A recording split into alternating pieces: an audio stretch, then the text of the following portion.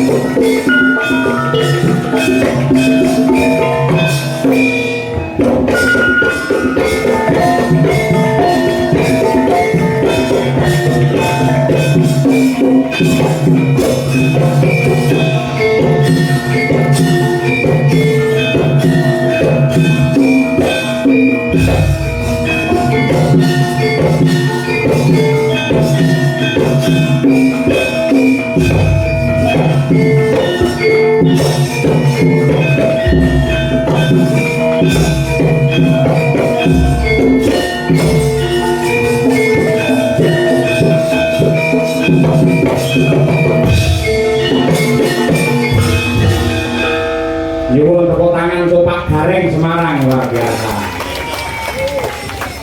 Usia boleh tua, rambut boleh putih, nih semangat golek duit tetap membara. Ayo kewajiban mas. Wajiban ya Pak. Pokoknya dhuwur itu mabuk mengisor iki ngamuk. Wah, ini parigasane ngono ya. Mergo ngayahi kewajiban. Wah. Aku jan bengi iki boloku akeh. Kok iso? Pokoknya bengi iki kowe karo aku aja macem-macem. Lho, sebabe Keroyokanku akeh. kancamu pirang-pirang? Ora kanca sedulur, kok kene iki omahe besanku. Wah, dadi sambil menyelam minum air ngono to iki. Yo gregepen to. Lho, paribasane ya karo tanggapan ya karo silaturahim dene maratuwa kuwi ngene Kok bisa. besan? Heeh. Ya tilik besan. Ya iki sing jenenge rejeki tumpuk patumpa-tumpa ya ngene iki. Heeh ta. Wis diparingi sangu Pak Sumarno. Heeh. Isih-isih iso tilik sedulur. Nggih. Besan. Nggih. Wah, Nek pun sewu yen seniman niku lho, len tanggapan yang gini Bisang, desane Bisang utawa gini pokoknya wilayah Bisang utawa kampungnya Bisang atau niku diparingi pinten mawon niku manut yang perlu malah moh disangoni mergo abot dulure timbang duwite. Kuwi tak benerke. Ah bener lah. Sing salah kuwi sing ngubungi. Kok iso nyalahke sing ngubungi? Pertama kali iki wis telepon aku lho. Terus aku yo ora takon iki jenenge sapa, asmane sapa. Pak Gareng bedengan ten Sinom Widodo pinten. Lah niku gene besan kula ya, Pak. Baru bukan ngono ki ora dilanjut. Lah kok ngerti-ngerti bocah. Lah berarti dalane kowe. kok iso nyalahne aku? Lah mula regaku ora iso mudhun mergo liwat kowe. Kowe iki tak kandhani asline ya iki lek ngejak buka-bukaan ya. Apa Mas? Pak Sumarno ngersake syukuran. Ya, utusan karo Pak Kami tua mriki Pak Nasuka. Telepon karo aku, Pak Dalang, kula pengen layangan kalian jenengan kalian Niken Salindri. Betul. Niki perlu tambahan pelawak napa mboten? Wah perlu. Jadi pelawak sinten Pak Dalang? Nganu, sing sae niku nggih Gareng Semarang. Dari sing usul kene kula. Loh, napa Pak Dalang kok sebab kok Gareng Semarang lho? Gareng Semarang niku sampun sepuh, mumpung dhewe urip lemah tanggal. Ngomongane ra enak. Anu Pak Mano bicara boleh dalam liya mawon. Ini boten dalam iki Pak Blok. Sampai aja kleru, malah mau jagungan ning lantai 2 iki lho. Pak Marno iki paring dawuh malah karo Ibu Suyatmi. Mangke menawi sukses Pak Cahyo insyaallah tahun ngarep wayangan melih ning klasik tanpa dagelan. Kowe ra ngerti sejarah kok. Kok iso? Antarane Pak Marno karo aku ki ora iso dipisahke. Sebabe Mergo bapakku jenenge ya Sumarno. lek ngono aku karo Pak Marno ya ora iso dipisahke. Sebabe Aku Cahyo Kuntadi duwe operator jenenge Pak Marno. yo aduh. Mengko ki muni apa ora gumantung Pak Marno. Oh iya, kowe pancen ning ngene lho Mas, ora ribut perkara prebiyo. Nggih. Nek sebab wayu bareng derek syukur Pak Sumarno agane syukuran. Nggih. Mumpung iki ditimbali ana ing tlatah Desa Rambut Slamet. Sinom Widodo Pak Gareng. Kowe ora tau ngerti anatomi. Sinom kuwi rambut sing alus tukule ning bathuk kuwi sinom. Oh. Widodo kuwi slamet. Heeh. Tegese piyai kene do ndonga sing rambute tukul ning bathuk kaya sinome lagi robe-robe biasane cah nom-noman. Heeh. Didongake padha slamet bisa nerusake garis terah ing desa kene. Oh, ngono kuwi ada doanya. Sing angel iki kok ngene iki lho, duwe kok cengklik. Lha apa masalah kangge jenenganmu ya apik? Nih Mas, aku ki nek ndi kuwi ngomong ceki. Heeh. Di jeneng mesti ana tegese ana atine. Heeh. Cengklik iki turut penemuku. Dipun. Cengklik kuwi cengkah kuwi ora becik. Cengklik cengkah kuwi ora becik. Atau cengklik kuwi cengkah keliru ora becik. Oh. Kula piyai cengklik diharapkan selalu buyung rukun. Gandeng jenengan wis ngonceki cengklik, mongko bisane Sinom Widodo. Apakah penjabaran dari Sinom Widodo? Kudu tanggung jawab kok sampeyan sing disiki kok ya. Oke. Sinom Widodo. Sing iki saka tembung sing duwe gawe bengi panjenengane Pak Sumarno sak keluarga besare. Ya. Terus Nampa kanugrahan kesehatan, rezeki, kabejan dan kebahagiaan kula bengi tasakuran. cocok. Wiwit masyarakat nganti punggawa ing desa kabeh do biyantu. Leres. Do. Donane sing ana kanggo nanggap wayang darange iki sapa jenenge? Tak Wah bro, ini tekan kene sing ngejak aku ora apa jenengku. Oh, wong mangan itu kecer wong lahir itu. Kita yo kuntadi. Yang terakhir do nunggu tekone gareng saka Semarang. Maksa katel ta kowe. Wong takon ki aja sing anu Mas, aja sing epek-epek. Takon ki sing rada abot. Lah saiki iki ujube apa? Tasakuran. Tasakuran. Tegese tasakuran ki apa? Ngunjuke rasa panuwun marang Gusti Allah. Kuwi jawabane cah TK. Yen kanggone gareng Tasakuran kuwi tasakuran atau tasakuran.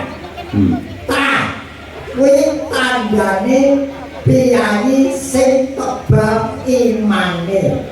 Dadi panjenengane Pak Suparno kuwi piyayi sing tebal imane. Titiane wong sing tebal imane selalu bersyukur, jangankan kok diberi sesuatu hal yang istilahnya kalau pahala, rezeki, nikmat diberi musibah pun selalu bersyukur karena beliau percaya bahwa Allah mencoba umatnya tidak akan melebihi kapasitasnya. Nek wong sing tipes imane, kuwi titiane ora apa? Titiane piye? Wong lanang sing tipes imane semakin kaya semakin nakal. Wong lanang sing tipes imane semakin kaya semakin nakal. Yen wong wedok sing tipes imane semakin nakal semakin kaya. Wis pikiran dhewe pokoke. Sing lenggane ngarepe akeh ibu-ibu lho. Lah awakmu diprotes karo ibu-ibu piye? Makanya tinggal memilih mau tebal imannya apa tipis imannya. Ewa ini sah, sahnya kalau diketahui oleh orang banyak. Wong syukuran yo ini masih ngerti akeh.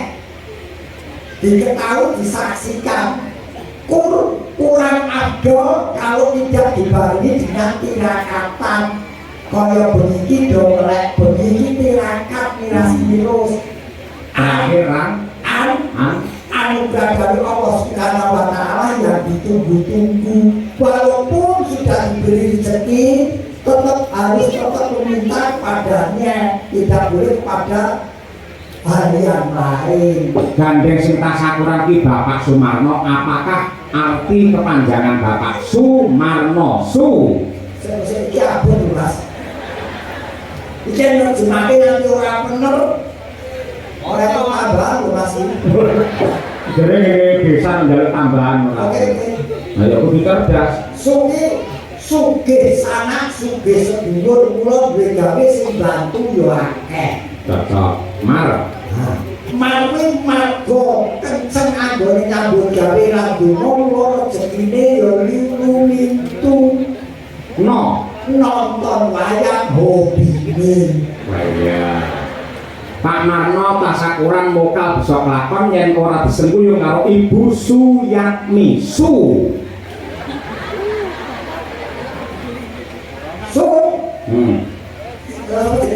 Suyatmi. Iki Sugih Srawung sing dipilih ya jenenge Pak Sumarno minangka gawane. Wah iya. Ya, ngerti awangel iki. Yang orang ngerti lho. Yati sapa to jan? Yati ora jiko kae. Kuwi lho wong main aku teh ora. Penjabaran dari Yak kuwi. Yak.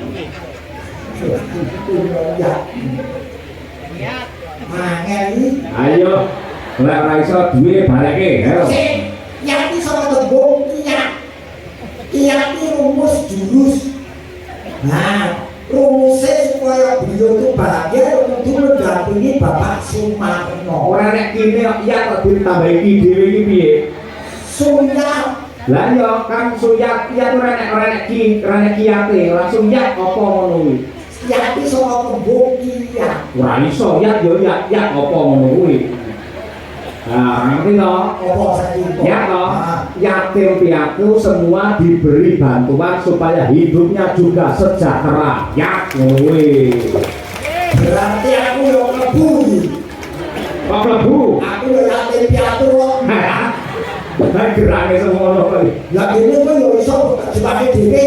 Ora ki wajibamu terakhir mi. Hati-hati piatu selalu disatuni mergo kuwi yo dawuhe Bapak Sumarno. Betul. Terakhir mi. Mikir apa meneh kowe dawuhe Pak Sumarno saiki yo wis bahagia sejahtera lahir batin. Nah, iya. Nggih. Sapa meneh jenenge Pak Mudin sapa? Wis sisan ngono. Lah wis panas terus emosi lho ora nggih. Ora emosi piye? Terus telepon skoteler iki galau. Diri kasih ngene ya, Rek. Oh aku pakai sepatu mampir yang bisa subus kotewer. Bungkusnya sing tradisional godong jati. Tempe ini aku jasanya seperti tempe ini luar biasa. Wes, ini dong mas pedes lalu. Aku kok pedes pak? Lah ciri khas kiai kene lho tur terel iki lek diinget pirang-pirang dina malah dadi lan enake Pak Gareng. Ya bener, ya lagi begini aku. Apa? Nyambut gawe itu gone besan, mantu, anak, nonton kabeh iki gue. Nonton kabeh. Monggo Pak besane Pak Sumar Bagio Gareng nggih kados pekatan menika polahe lek duwe-duwe. Beliau tahu apa profesiku. Jadi nompo anakku itu ya sak keluargane sak aku karo bojoku sisa. Beliau tahu bahwa beliau itu menghargai profesi saya. Nggih. Serendah apapun profesimu, sekecil apapun profesimu, sekecil apa pendapatanmu, harus selalu kamu hargai. Walaupun tidak membuat kamu kaya raya, paling tidak membuat kamu mengerti arti kehidupan. Iya, ini kuwi lak teori. Nah, nuwun sewu, bisane jenengan mau pun ketemu kali kula. Apa? Mangkune jenengan ketemu kali kula, malah kula bar dandan kali desa jenengan dijak foto. Pak Dalang nyuwun foto Pak Dalang. Nggih, sak dawuh. Lah jenengan mboten foto kali desa jenengan Gareng kok lara ini kados ngoten kok. Bener ketemu mantuku buat jalur tulung sisan. Napa? Kayak orang kayak dokter, orang spesialis itu di keahlian khusus. Apa? Keahliannya cuci darah, jadi lo pengen kok. Mak. Aku darahnya suci kok ngaku. Wong senangnya ini deh, mantuku lho Pak Sumarno kok ditimbali ini sakit dibus derek-derek lo yang wonten iki di keresan mantuku lo kayak asli si ngomong pidodo berhit sabi kolom anakku kalau itu cerita anak aku mantu do gue seneng tenang kalau jadinya masih mang wis pak aku tak ngelak nanti orang yang mantu ini minta jogo ini juga aku turu ini ya jogo saron kok tuh ini wis padha cintane. Rasane apa kowe cinta? Jawabane cangkok saiki, Mas. Piye? Pak, cinta mencintai itu kata kerja. Dicintai itu kata sifat. Cinta itu bukan kata benda, tapi cinta itu kata hati. Mula ya wis berarti cinta mereka mantep urip wong. Cocok. Pokoknya omahku saiki dokter papat ngene butuh 6. Laki-laki mondok. Wes, periksa anakku. Ora sudi ya. Periksa anakku itu bonus. Bonus apa? Wes, kriterianya semakin parah penyakitnya semakin besar bonusnya. Alah gak kelek. Iya, Mas. Bapakmu dhewe dina gratis ora nek diskone. Loh, aku kan disuntik seumur hidup kok. Suntik apa kuwi? Pokoknya lah sekolah aku. Wah, Aku tidak akan sakit karena aku pekerjaanku belum saya Mas. apa? Pekerjaanku tak anggap sing paling pas tunggapi diriku. Bisa. Saya ingin membahagiakan orang lain. Orang yang paling bahagia di dunia ini adalah orang yang bisa membahagiakan orang lain. Luar biasa. Tepuk tangan untuk Pak Gareng Semarang, luar biasa. Tampilnya memang hebat karena di hadapan desanya. Tak boleh nih kanca, ini mumpung gendong nih kan salindri wis dianti-anti karo kula enggak. Nggih. Ya Nduk, kan? Cublak suwung men berdiri ngantani Pak D Gareng. Yuk, dados. Oke.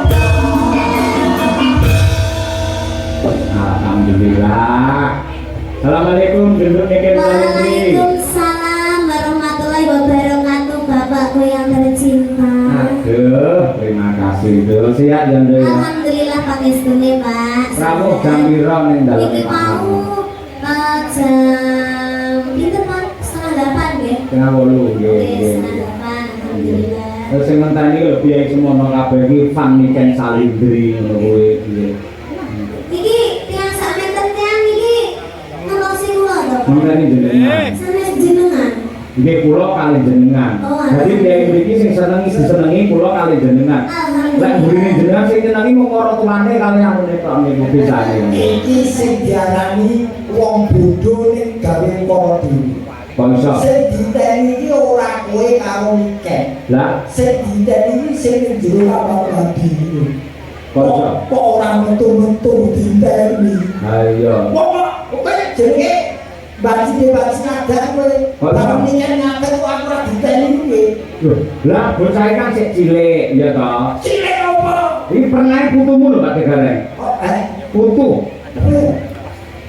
Iki putune sampean lho, lah sampean berapa aku? Wah, aku ngerti otak saiki kok koyo ngene aku biar kesusu ae ngopo ya.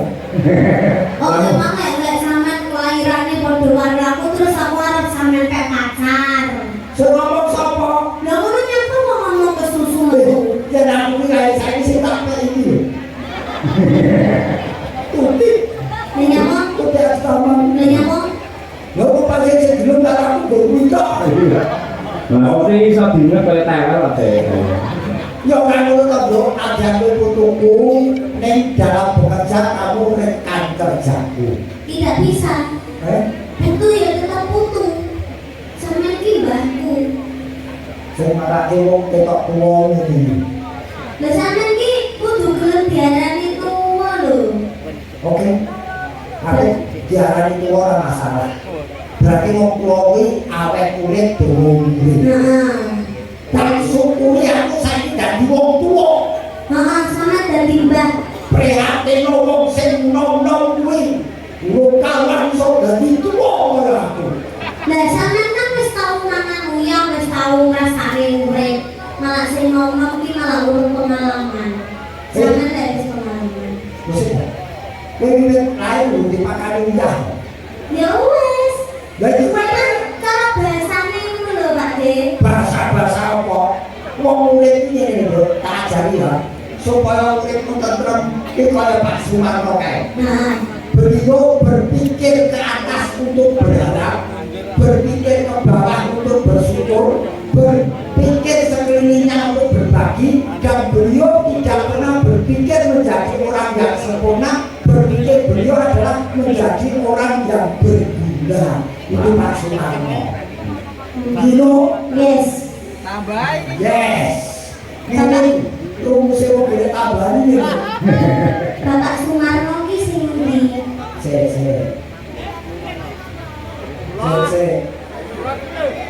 Oh alah.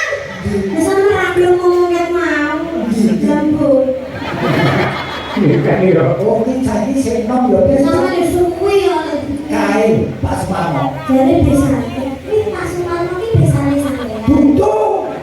Lek sing desane iki sing sapa? Besaku jenenge Pak Warto. Kuwi apane Pak Sumarno? Buntu apa maneh?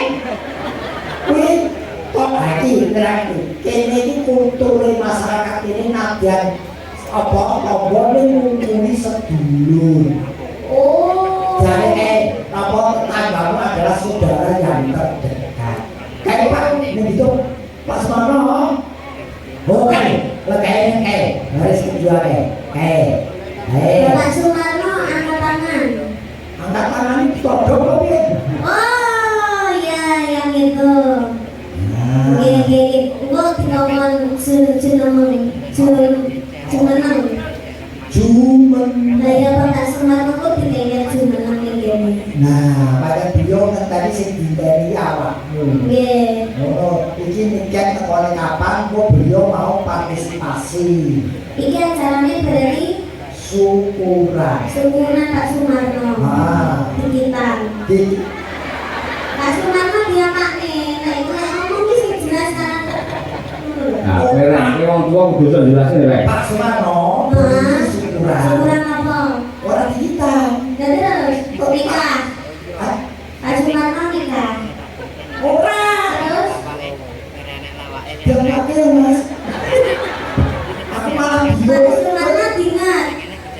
Kuwi kok tewel ngabut dari kayak orang gitu. Jadi itu ujungnya syukuran karena beliau telah mendapatkan beberapa karena dari Allah Subhanahu wa Ta'ala rezeki sehat terus apa kebahagiaan lahir batin. Oh malah jadi ceritanya ini Pak Sumarno ini gabut bingung kan ngetek duit. Pak Sumarno ini orangnya acaranya bunyi gitu tas sampuran ya jenenge. Pak Sumarno ini apa omahe Sino Widodo ora gabus. Gabut. Sing Oh, ngomong gak gabut ini iki sapa? gampang kupinge ora. Lah aku gabus kok. Ora. Kuping kok sumbing. Nah, Ih, Saya sumbing iki. dan lu sing begini yang sumbing. Ya ora, ya kok sumbing. Bapak Sumarno itu bakune arep dono rasa. Ya piyayake. Ya Pak Sumarno ini bingung kan ngetek duit kaki yang dituntunnya ini senengnya kan sedekah yoan sedekah kepada orang seni kayak awak dhewe ini. Uang itu hanya membuat kesenangan. Iya. Tapi kalau beliau berbuat begini tidak hanya kesenangan yang dicapai tapi kebahagiaan. Terus dinaik. Senang itu meletaknya pikiran kalau motor. Ini kebahagiaan pikiran motor hati.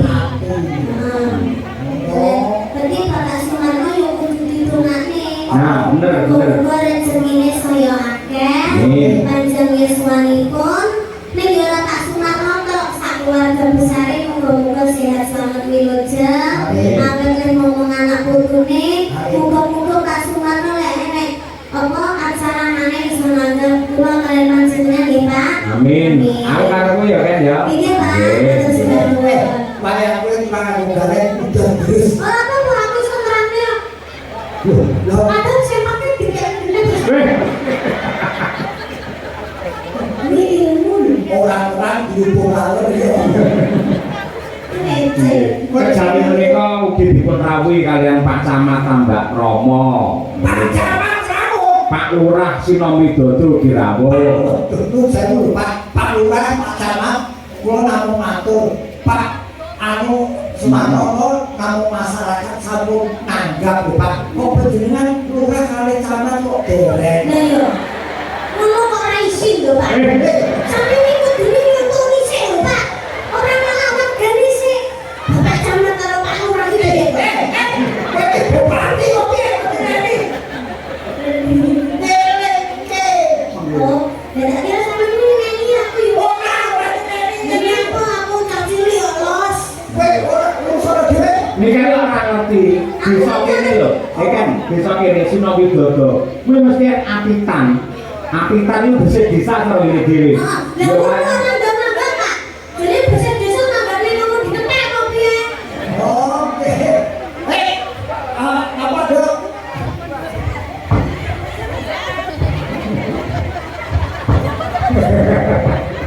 Bapak sama apa tak? Kerja. Oh, ada di mana di sini lagi? Oh, masih Jenengan apa kula? Hai. Ada sudah ngomong.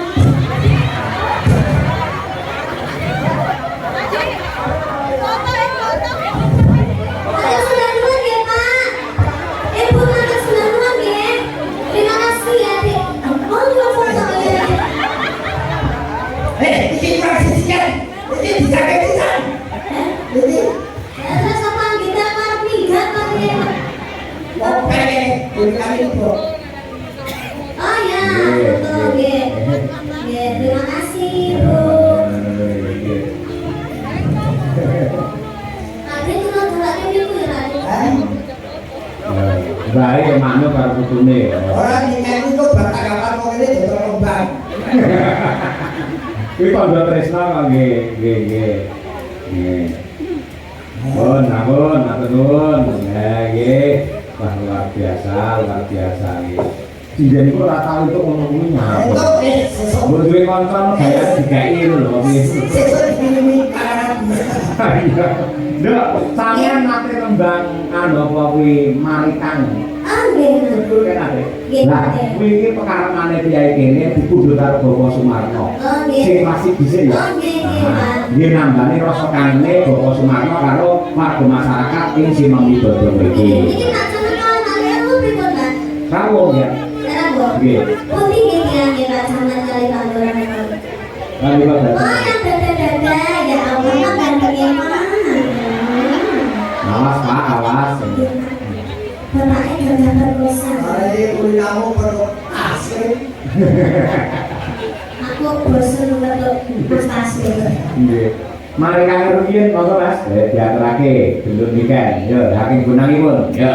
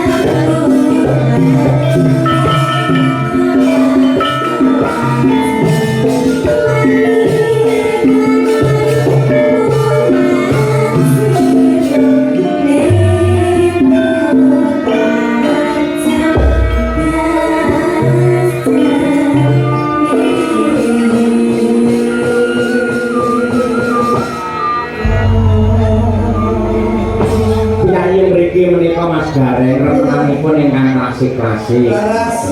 Ning ambak mekaten gandeng piyayi mirsani wayang iki lak beragam.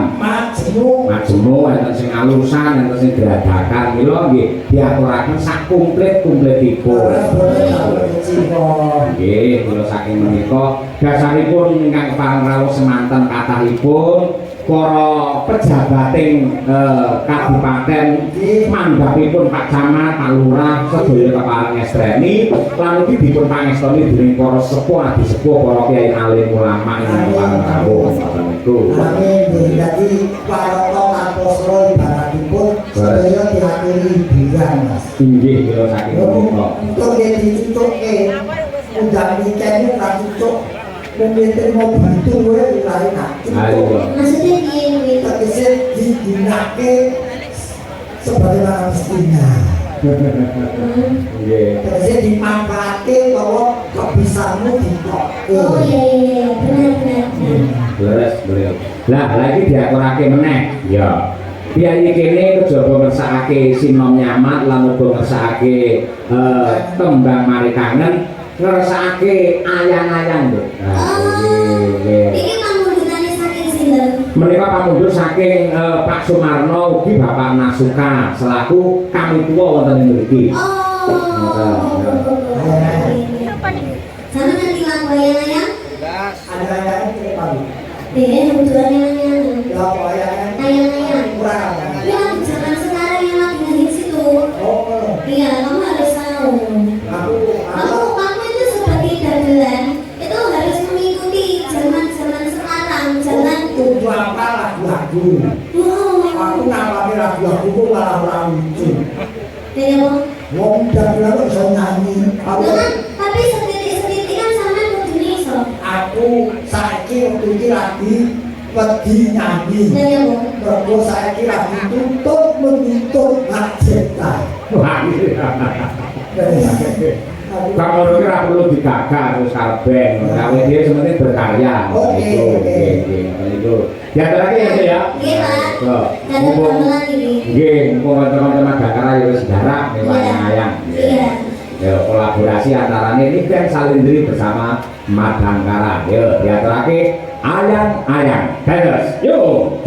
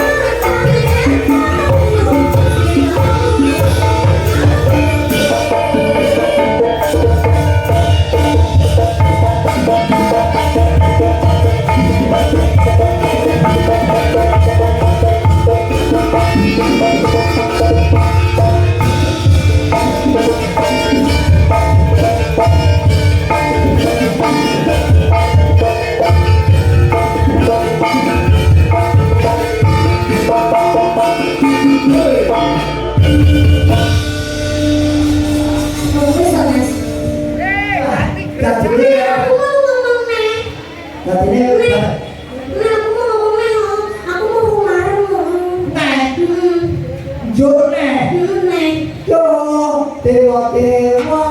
Nek Mas, tapi sing bagian terakhir sih pas bagian Banyuwanginan ya Mas ya. Iya. Iya, iya. Iya, aku mau itu. Aku mau gini-gini. Oke. Iya. Aku 1, 2, 3. Dewa,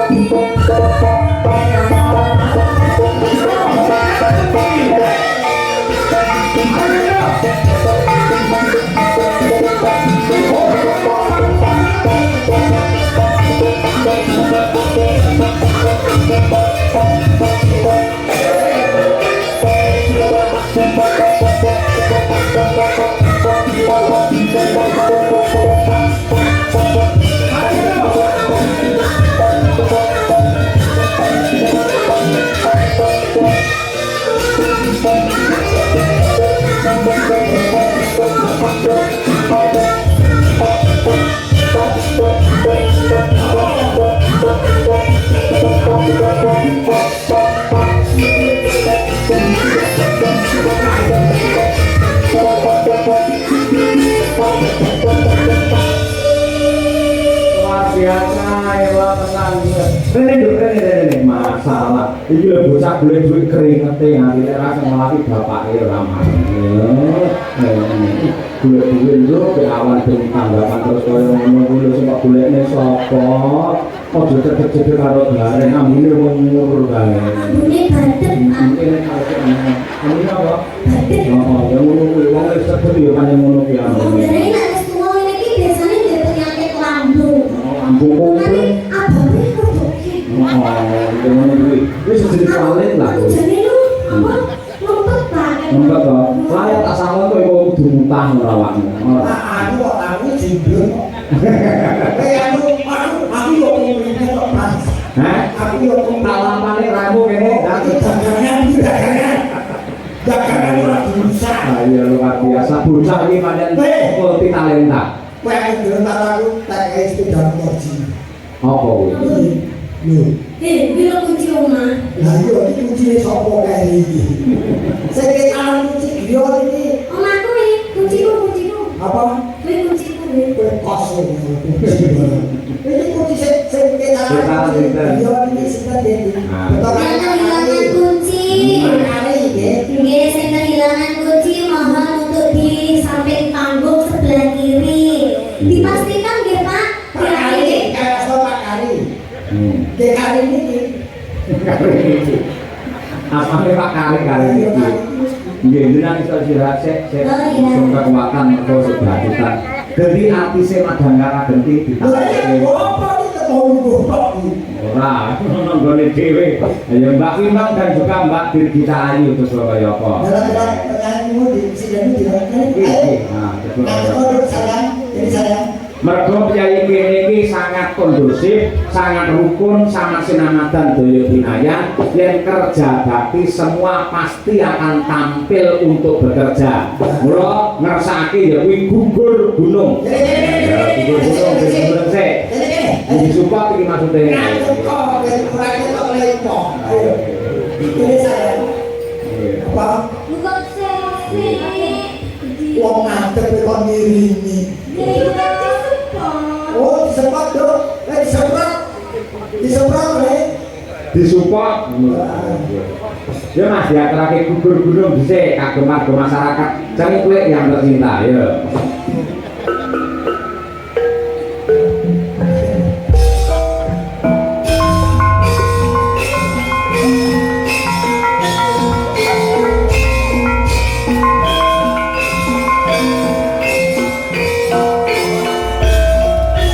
Bergandengan tangan berpegangan erat untuk bersama memajukan konflik Simong Widodo. Kami dapati.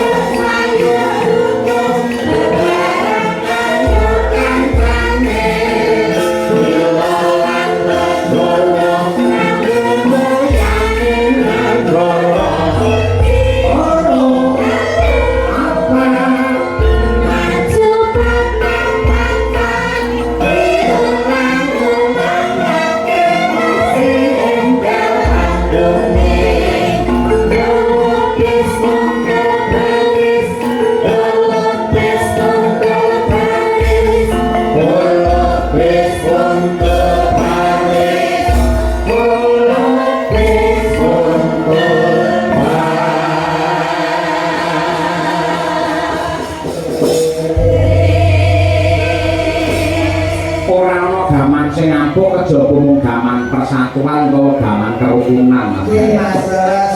Apa kerukunan Sinom Widodo boten kados kaya ngeten iki. Nggih, kawula leres. Nah, iki pun jumeneng lare kalih kita kalih jeneng sapa lho? Wino Pak. Sapa? Wino. Jenengmu. Wino. Oh, Wino. Enggak, namanya Wino asli Rio.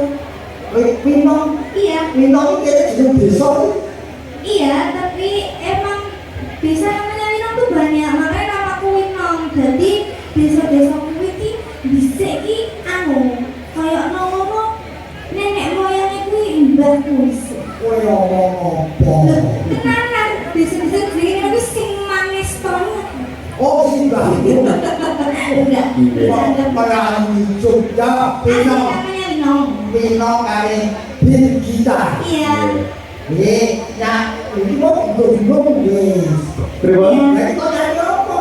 Kula memang supporte nggih jumeneng ngono kuwi. Nah, ngono kuwi dadi loro-loro gawe karo minangkane pamundhut ya karo ketendangan. Nggih, leres. Miras virus. Nggih. Birgita pun rampung anggone toto-toto. Nggih. Terus sinten sakniki niku nom-nom cantik-cantik suarane apik-apik ya Pak Gawe. Nom-nom apik-apik tur pinter-pinter kabeh. Ya tegese pinter iki pendidikane kelasnya tinggi semua. Leres. Jadi orang kena disepeleke dipandang sebelah mata apalagi dilecehkan. Jangan sampai seniman sekarang sudah punya grade atau drag atau kedudukan yang tinggi. Leres. Ini boleh tak bilang nih, dicoba ya. Iya, terima kasih. Supaya tetap lestari kerukunan warga masyarakat ing Cengklik lan ugi Sinom Widodo dipun pandhegani kalian Bapak Sumarno, Pak Lurah, Pak Camat mila ngaturake lestari ya. Ini dari Iya. Iya, ini enggak ada penggunaan gitu kok pakai apa? enggak ada penggunaan apa gitu atau Pak Sumarno ya?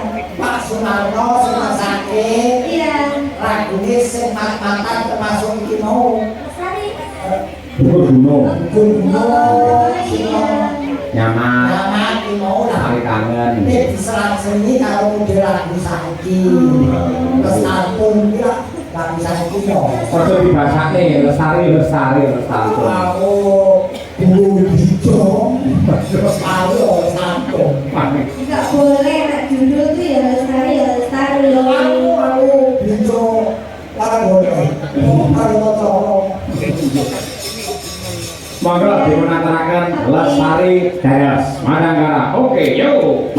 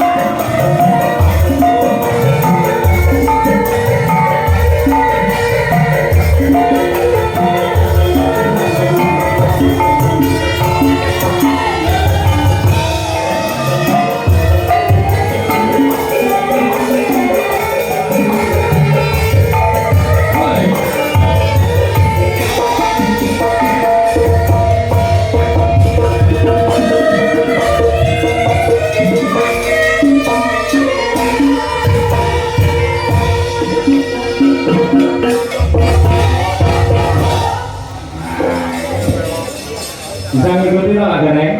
Suruh ano pemenang. Aku anak juga itu malah saya kalau saya duduk tuh orang ini. Dan itu tak bener. Mula jenenge pas perihal tanggapan nek dalam web streaming iki didesani. Oh, garapane ngene iki. Kayak pakai kuota apa ya? Ora. Aku selalu nonton. Oh iya toh. Perkembangan ini tak ikuti kok. Nah, sopor toh sopor. Yo, dari musim ini terus yo jangan terus. Ora kurang sok tanggal 20 yo gabung meneh iki. Mas. Ora perlu. Nggih. Aku mati. Nggih, Pak Gareng. Nah, menika malih Bapak Semarno bingesakaken mudah dumateng para putra-putra lan ugi para nem-neman ing wewengkon Cengklik ing wewengkon Sinomwidodo mriki supados dados putra Nusantara ingkang bener-bener piguna tumraping keluarga agama budaya lan negara. Nggih. Putra Nusantara. Nyuwun lambiyantu dumateng Mbak Lia Sundari.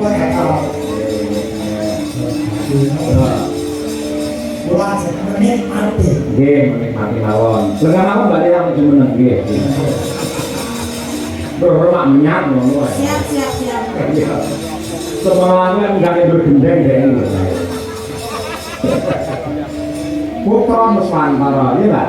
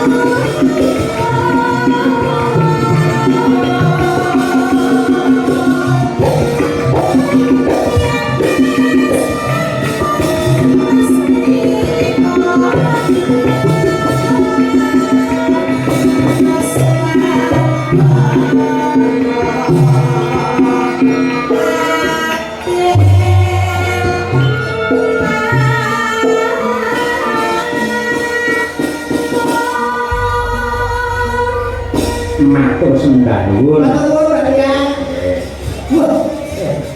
Wah, bupati itu kan. Bupati.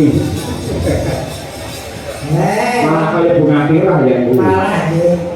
Ada kok pada khusus di makan. Laras nggih. Iya.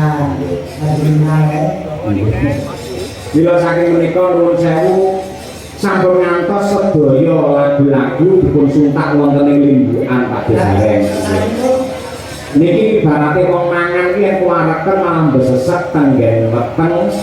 Dasare jenengan kalih genduk niken niki alhamdulillah kersa ngenteni nganti tekan goro-goro. Nggih, siap Mas, siap.